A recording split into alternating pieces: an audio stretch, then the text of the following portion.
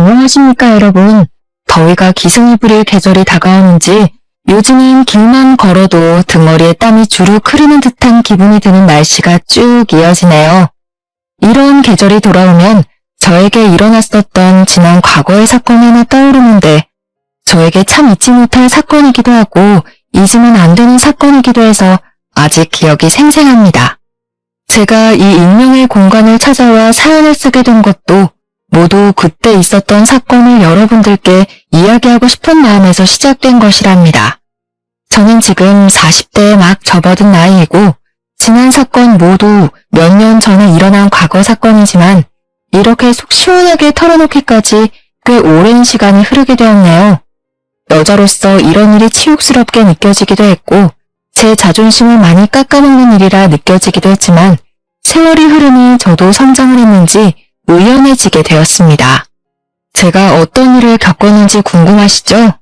대부분 이 사연을 들어주실 분들이 여성분들일 거라 생각을 하는데 제 이야기가 많이 공감되실 수도 있을 것 같네요. 제가 어떻게 이 험한 세상을 헤쳐나가게 되었는지 지금부터 제 이야기 한번 들어주시면 감사하겠습니다. 저는 대학 시절부터 8년이라는 시간을 함께한 남자친구가 있었습니다. 8년이라는 시간을 함께하다 보니 정말 누구보다 가족 같고 누구보다 더 빠르게 제 감정을 확인하고 살펴주는 사람이어서 제가 참 많이 의지를 했던 남자였습니다.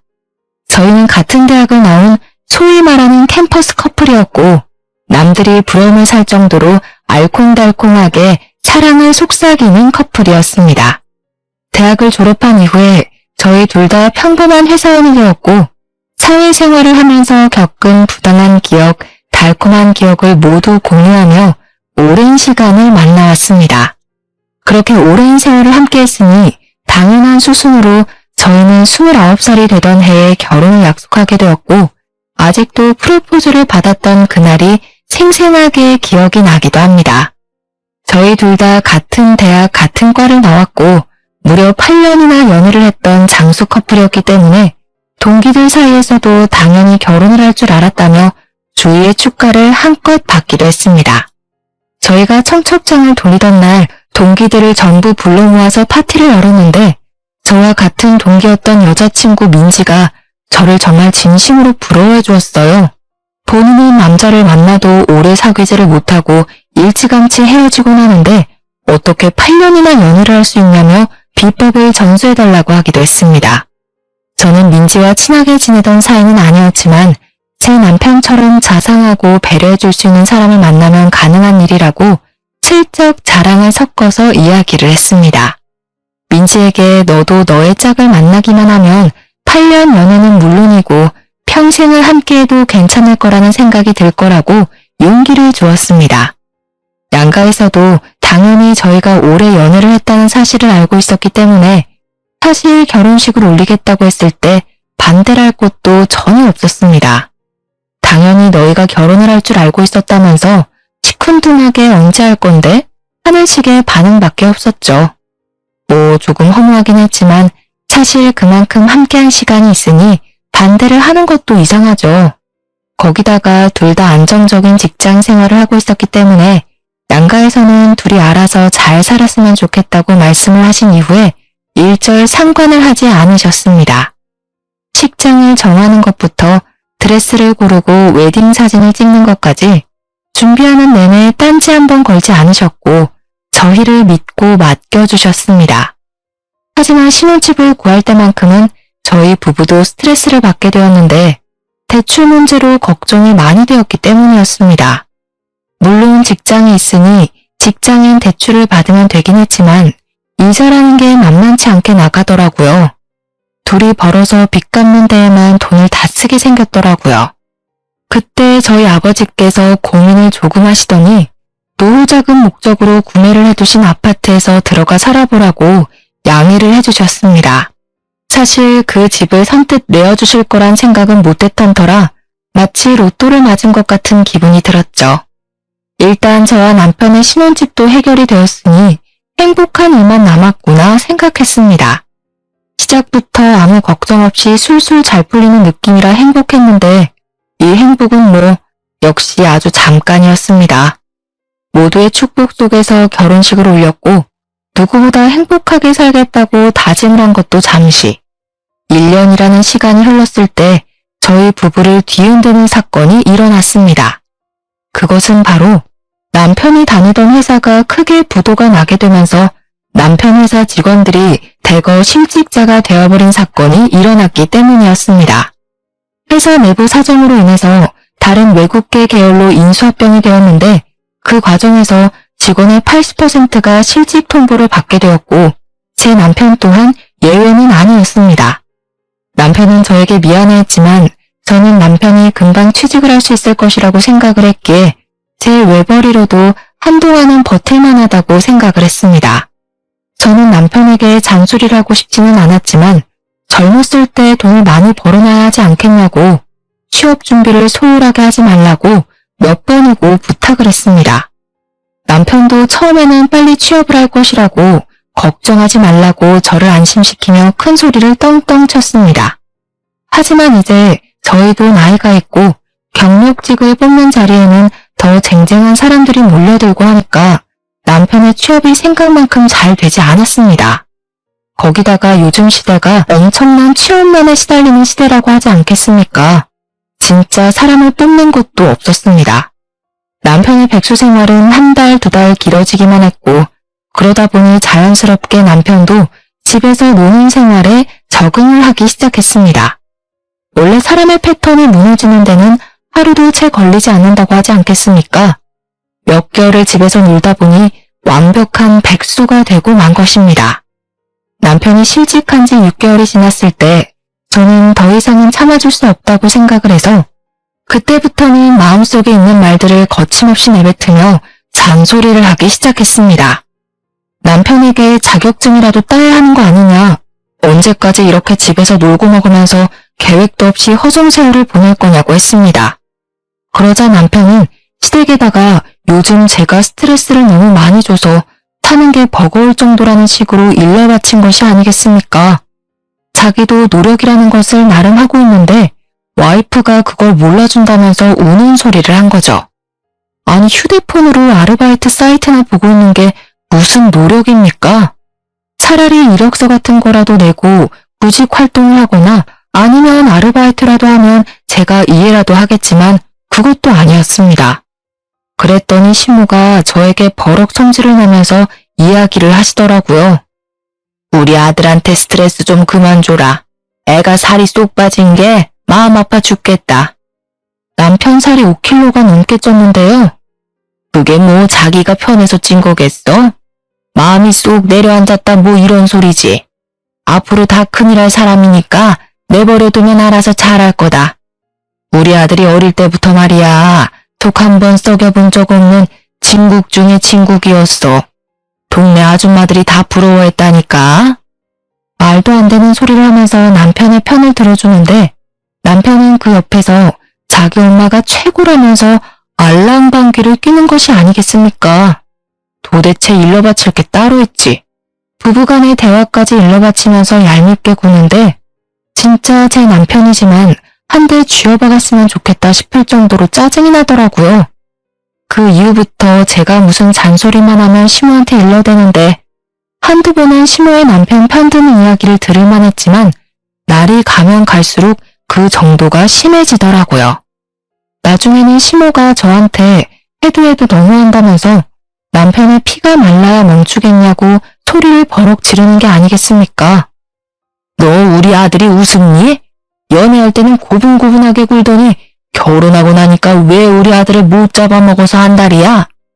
아니 어머님, 지금 결혼하고 1년 넘게 백수로 지내고 있는데 이건 말이 되나요? 예, 남자만 일하라는 법이 있니? 요즘 시대에 남자 여자가 어디 있어? 시모가 눈도 감고 귀도 닫아버리고 이야기를 하니 아예 말이 통하지가 않는데 진짜 이런 게 바로 아들 사랑인가 시짜짓인가 싶어서 저도 미치겠더라고요. 그러던 어느 날 대학 동기들과 모임을 가지게 되었는데 제가 결혼을 한 지 1년이 조금 넘은 상태니까 궁금한 게 많았는지 다들 눈이 반짝반짝 하더라고요. 올해 연애를 하고 결혼을 하니까 어떤 것 같냐고 잘 지내냐고 물어보면서 동순의 회사 그러니까 남편의 회사가 외국계 계열로 인수되지 않았냐고 물어보더라고요. 구조 조정이 엄청났다고 들었는데 괜찮은 거냐고 물어보는 동기들에게 정말 한숨만 푹푹 쉬면서 아무런 말도 하지 못했습니다. 그랬더니 동기들도 제 표정을 보고 알만하다는 듯 아무 소리 못하고 눈치만 살피는데 오히려 그런 부분이 저를 더 좀먹게 만드는 것 같은 기분이 들었습니다. 동기들에게 양해를 구하고 오늘은 집에 일찍 들어가 보겠다고 말을 하며 일어나게 되었는데 애들이 약간 동정심이랑 망해서 기분 좋다는 표정이 섞여 있더라고요. 순간 느껴지는 적대감에 어이가 없어서 이런 것들을 친구라고 생각하고 지냈나 싶은 마음이 들고 참 말로 설명할 수 없는 기분이 들었습니다. 원래 남의 불행이 본인의 행복인 사람들이 덜어 존재하기는 하지만 오랜 시간 친했던 친구들이 그럴 줄은 몰랐으니까요. 아무튼 서둘러서 그 자리를 떠나는데 민지 기억하시죠? 저랑 같은 과를 나오기는 했지만 별로 친하지 않았던 그 친구가 저를 따라 나오더라고요. 수정을 하면서 제 이름을 부르더니 할 말이 있다고 하더니 민지가 창업을 했는데 액세서리를 파는 쇼핑몰을 오픈했다고 하는 게 아니겠습니까? 상황이 이런데 설마 물건을 사라고 하는 건가 싶어서 시큰둥하게 그래서 어쩌라는 식으로 물어보았더니 민지가 웃으면서 그러더라고요. 친구 좋다는 게 뭐야? 나 지금 택배 업무랑 잡일을 할 사람을 구하고 있는데 혹시 동수가 시간이 되면 우리 쇼핑몰에서 일할 생각 있냐고 물어봐 줄래?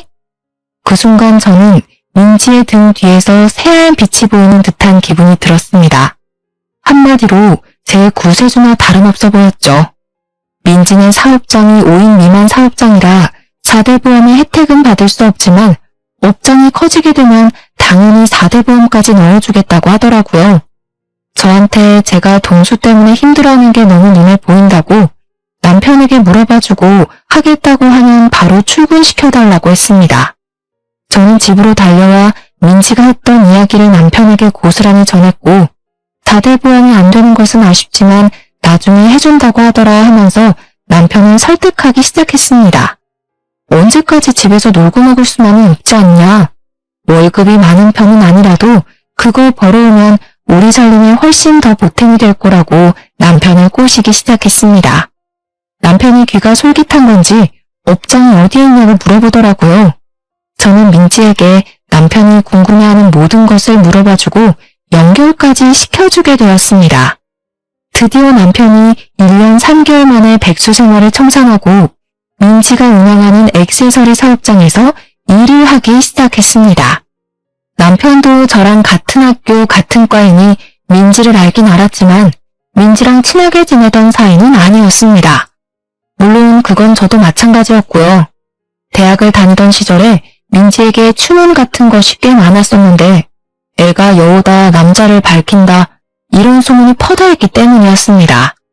하지만 이제 저희 나이도 30이고 민지가 예쁘장하게 생긴 친구라서 질투심에 그런 소문이 더 붙었을 수도 있다고 생각을 했기에 별 신경을 쓰지 않았습니다.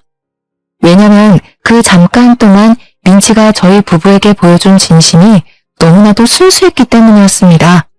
남편은 민지의 업장에서 꽤 빠르게 적응을 해 일을 해나가기 시작했고 대충 4개월쯤 흘렀을 때 뜬금없이 저에게 액세서리를 선물로 주는 센스를 보이기도 했습니다.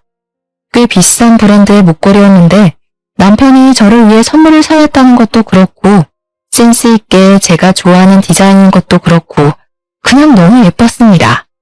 남편이 일을 시작한 이후부터 바빠지기는 했지만 오히려 부딪히는 시간이 줄어드니까 사이는 조금 더 좋아진 듯한 느낌이 들기도 했습니다. 남편이랑 함께하는 시간이 소중해지고 좋아져서 이번 일로 인해서 우리 부부의 사이가 더 돈독해졌다고 믿게 되었습니다.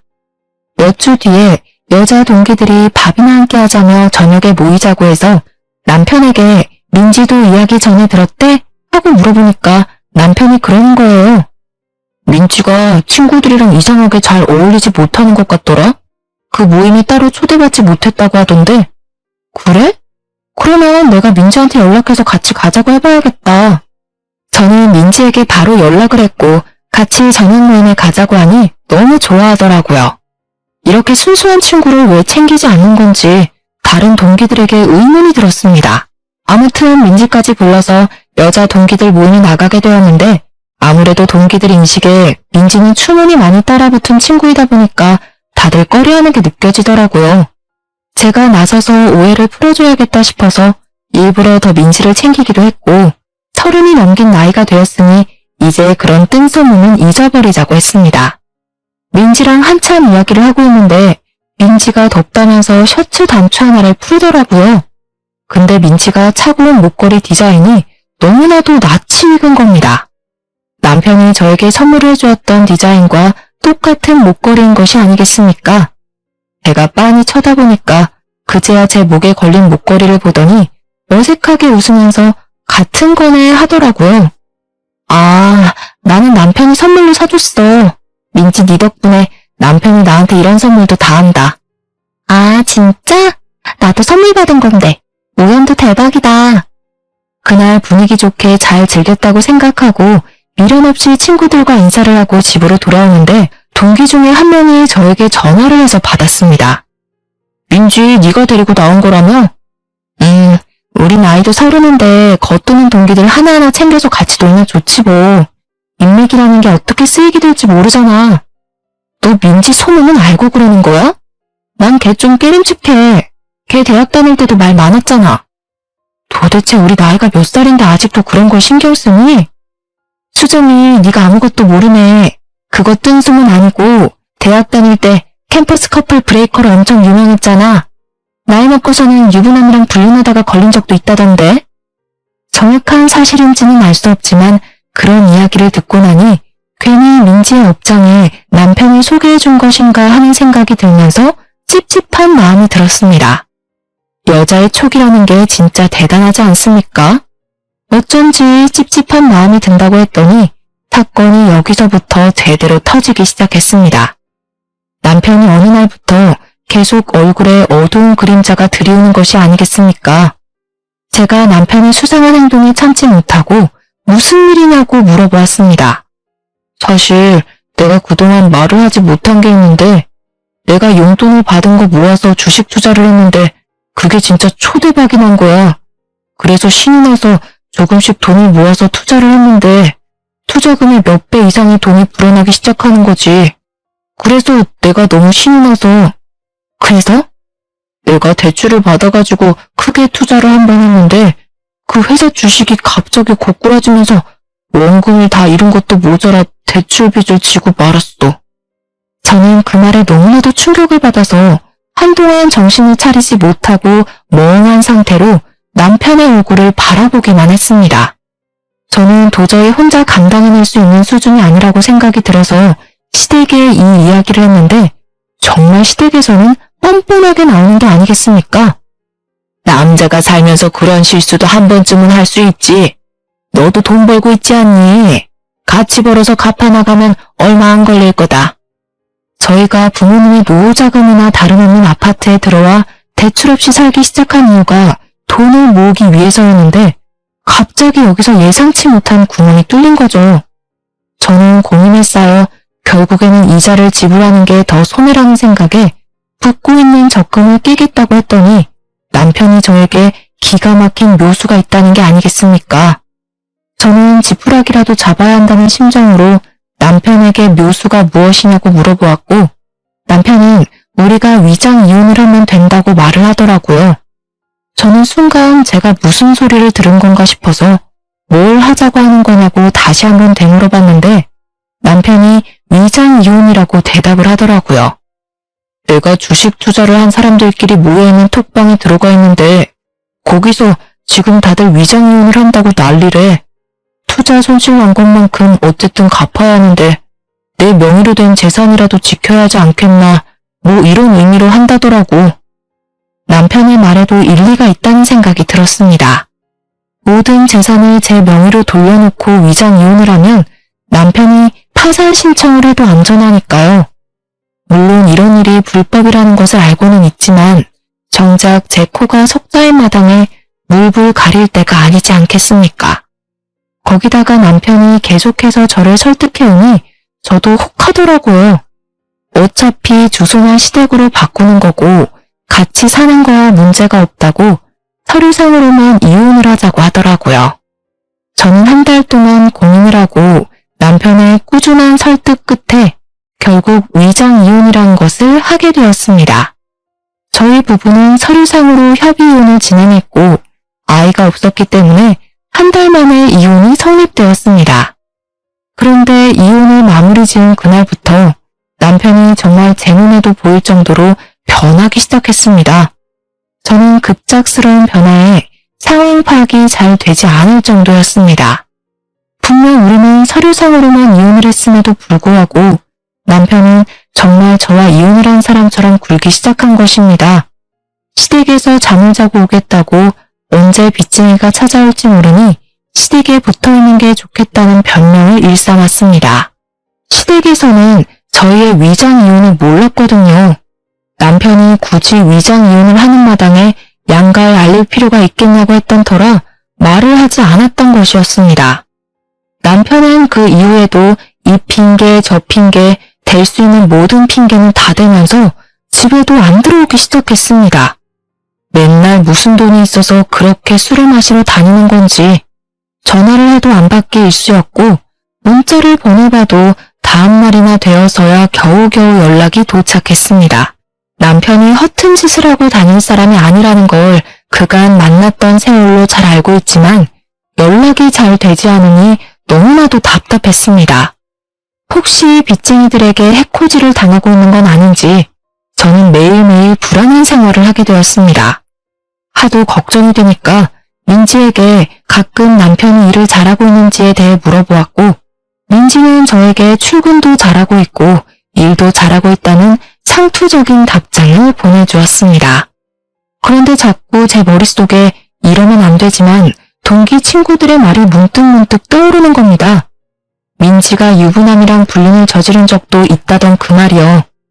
저는 애써 무시를 하려고 애를 썼지만 그러면 그럴수록 집에 오지 않는 남편에 대한 불신과 의심만 커져갔습니다. 그러다가 판도라의 상자를 제대로 열어버리고 말았습니다. 하루는 동기가 저에게 조심스럽게 당장 만날 수 있냐고 시간 되면 잠깐 보자고 연락이 왔더라고요. 시간이 된다고 만나자고 하고 제 답답한 속을 털어놓을 겸 만났는데 그 동기가 계속해서 제 눈치를 살피는 게 아니겠습니까? 뭔가 하고 싶은 말이 있어 보였습니다. 무슨 일이냐고 물어보니 저에게 고민 끝에 사진을 하나 보여주는데 백화점 액세서리 매장에서 제 남편이랑 민지가 팔짱을 끼고 쇼핑을 하고 있는 사진이었습니다. 제가 놀라서 동기를 바라보니까 동기가 저에게 드디어 하고 싶은 말을 하더라고요. 이거 봐, 이 둘이 바람난 거 아니야? 행동이 너무 자연스러워서 나도 모르게 사진 찍었다니까. 지난주 이후에 선물 받은 건 없어? 요즘 대출 문제 때문에 남편이랑 연락도 잘 안 되고 집에도 아예 안 들어와.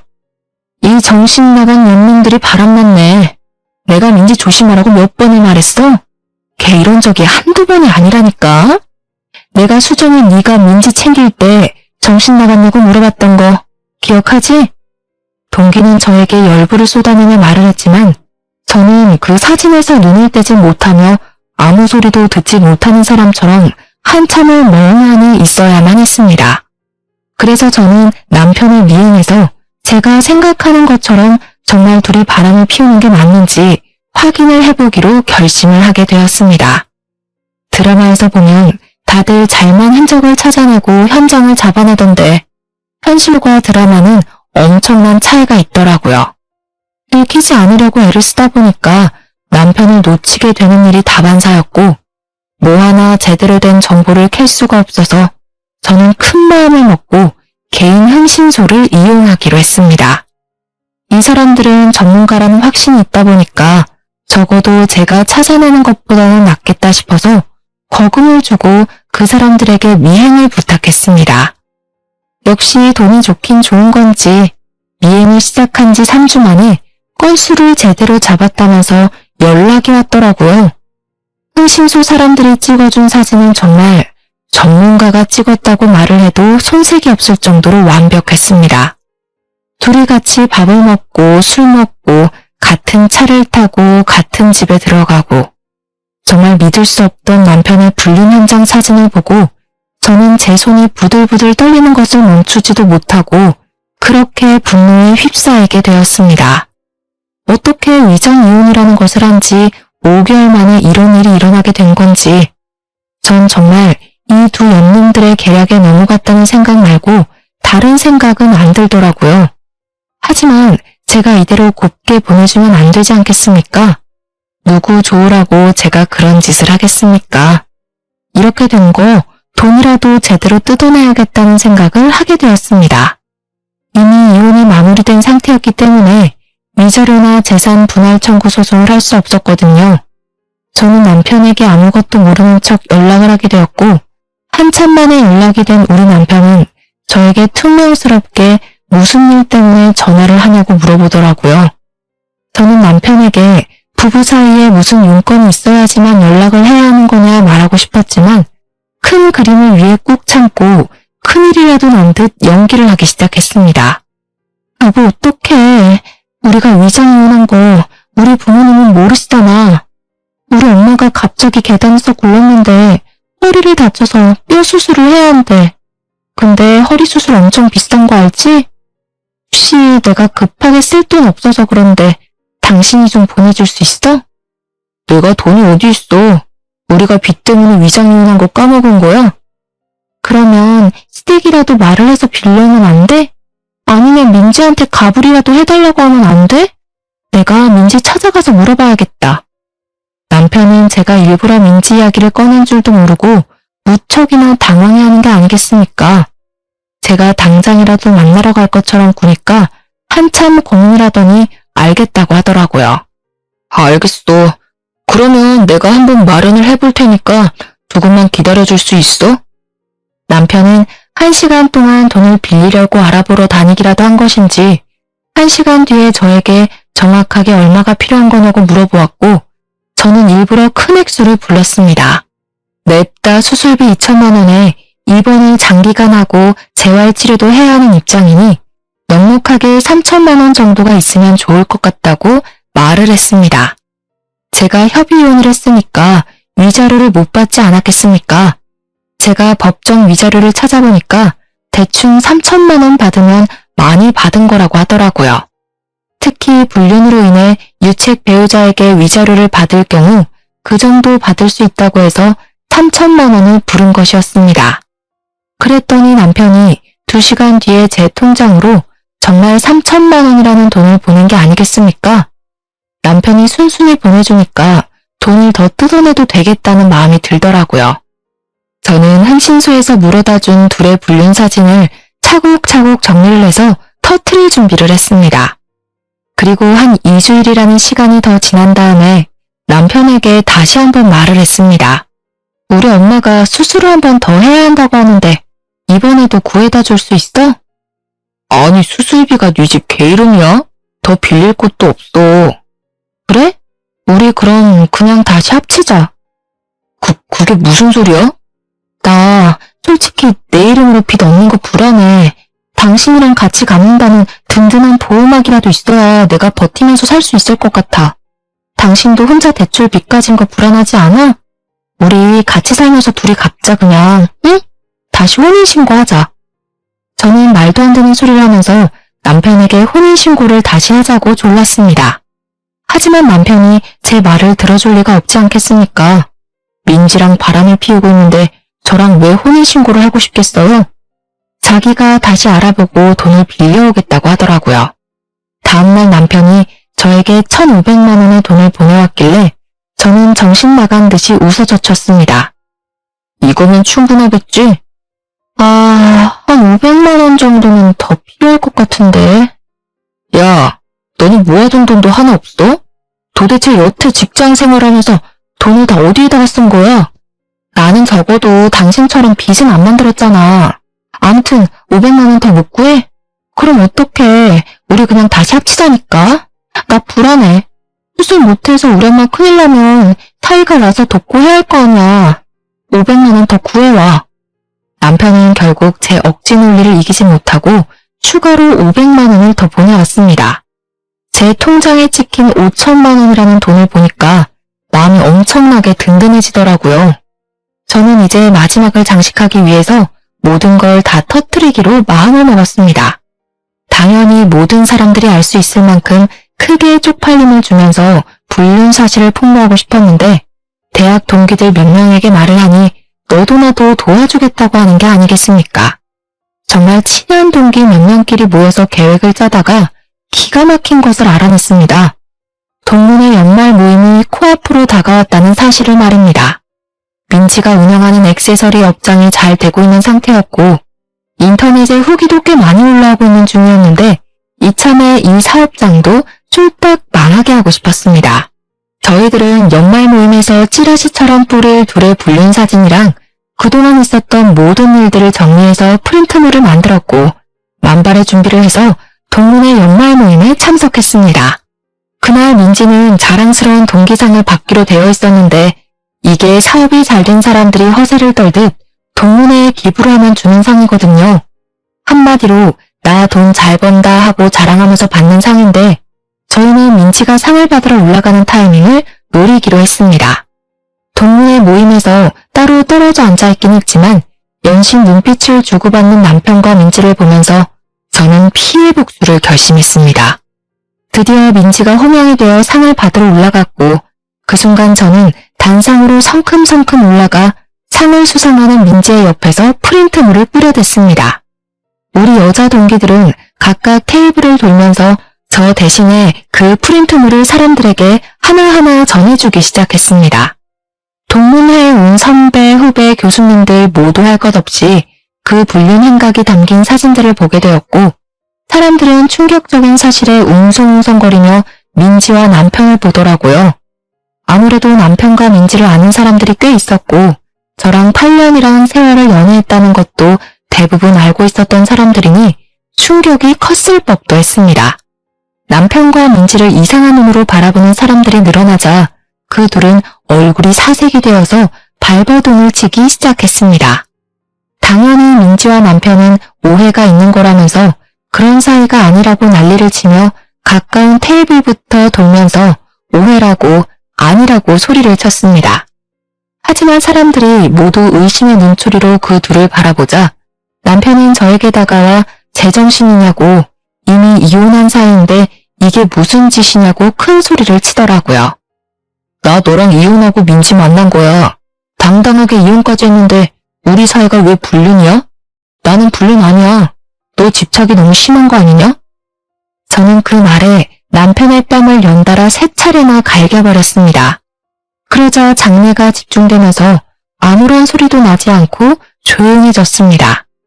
너랑 나랑 아직 이혼 완료인 거 아닌 거 알지? 그게 무슨 소리야? 이혼이 완료가 뭐? 우리 재판까지 다 했잖아.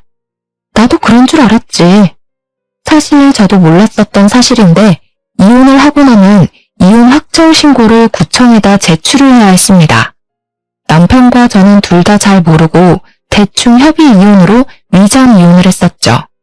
구청에 가서 그 이혼 확정 신고라는 것을 남편과 같이 했어야 했는데 둘 다 그걸 몰라서 안 했던 것입니다. 시간이 지나고 나서 저에게 확정 신고를 하지 않았다고 벌금 고지서가 날아와서야 알게 된 사실이었습니다. 한마디로 서류상으로는 저희 부부가 아직 이혼이 되지 않았던 것이었습니다.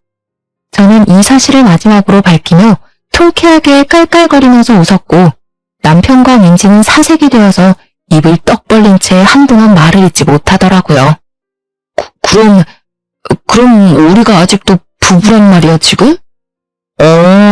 아쉽게도 우리가 아직 부부네? 이 증거들 모두 재판에서 유리하게 작용하겠지? 위자료나 단단히 준비해. 내가 너한테 준 장모님 수술비 있잖아. 그 돈이면 위자료 받은 셈 치고도 충분한 걸로 아는데 무슨 소리라는 거야. 그거 우리 엄마 수술비 준 거잖아. 부부 사이에 당연히 줄 수 있는 돈이지. 위자료는 번외편이니까 따로 준비하도록 해. 내가 대출받아서 5천만 원을 해줬으면 그거 먹고 떨어지면 되지. 너는 우리 사이를 방해하고 싶니? 민지는 부들부들 떨면서 마치 제가 가해자라도 된 것처럼 포장을 하며 이야기를 하더라고요. 남편이 주식으로 인해 쫄딱 망해서 빚까지 있는 것도 모자라 민지까지 저에게 돈을 주려고 대출을 받았다고 이야기하는 게 어쩜 이리 고소하던지. 저는 민지와 남편에게 보란듯이 깔깔거리면서 너네가 빚을 졌던 어쨌든 내가 알 바는 아니라고 불륜 남녀의 비참한 최후라고 생각하라고 말을 하고 집으로 돌아왔습니다. 저는 저를 도와준 동기들에게 진심으로 고마움을 전했는데 동기들은 이대로 끝내기에는 아쉽다고 민지의 쇼핑몰에 테러를 하자고 하더라고요. 내가 SNS 스타인 거 알고 있지? 우리 딸 육아일기를 엄청난 팬들을 보유하고 있잖아. 자, 내가 SNS에 제대로 한번 올려줄게.